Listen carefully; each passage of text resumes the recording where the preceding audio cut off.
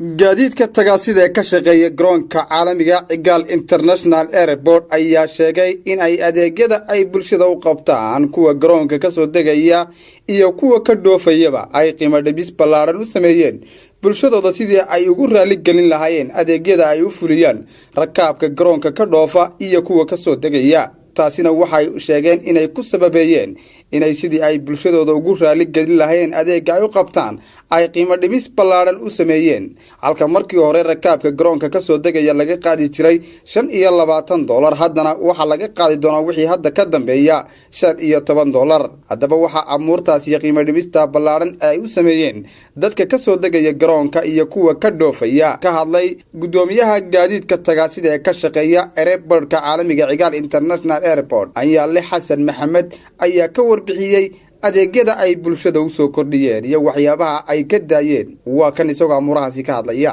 waxaan bayaaminaa oo sheeganaa in qiimihii tagaasida madaarka ee aan dadka marka hore ku qaadi jirnay oo ahaa $25 haddana aanu ka dhignay $15 oo kaliya dhammaan waxaan dadka ugu bishaarinayaa in qiimihii taxiga airportka aanu qiimo aad iyo aad u fiican oo macquul ah aanu ka dhignay 7 cisho insha Allah taala wiiga airportka shaqeeyana si joogta loo heli doono shirkada Ayaan airport taxi marka Allahumma salli ala Muhammad waxaan sheegnaa dhammaan qofku hore qiimaha wax laga yaabaa dadka qaar kood inay ka caban jireen oo $15 waa qaali balse iminka tashi maamulka airportka iyo laga sameeyay iyo tagaasida dhexdooda ayaan waxaan garanaa in qiimo jaban oo $15 macquul ah lagu qaado xagga horba tagaasida dadka suuqa ka soo qaada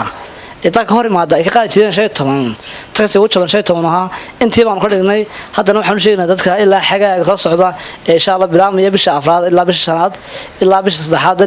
inta uu dhameysay bilaami doona inay si jaban taxiga $15 u heli doona Ayaan taxi airport oo gawaadhi casriye gaadiid casriye wadata service aad u fiican bixin doonta waxa weeyaan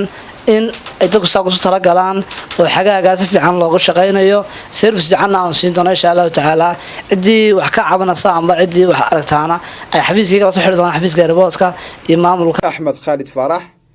Ariel TV Hargeysa.